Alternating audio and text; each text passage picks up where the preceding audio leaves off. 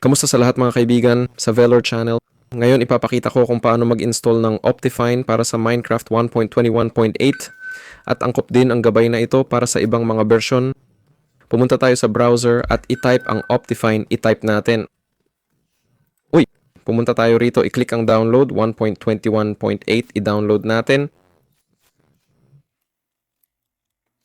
Maghintay tayo ng 5 segundo para makapagbayad sa mga developer.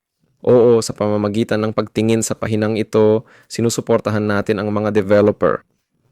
I-download na. Heto na, i-click ang folder at ilagay natin ang ating mod dito. Para ma-install ito, kailangan mong pumunta sa Start, pindutin ang Run, o pwede ring pindutin ang Windows R.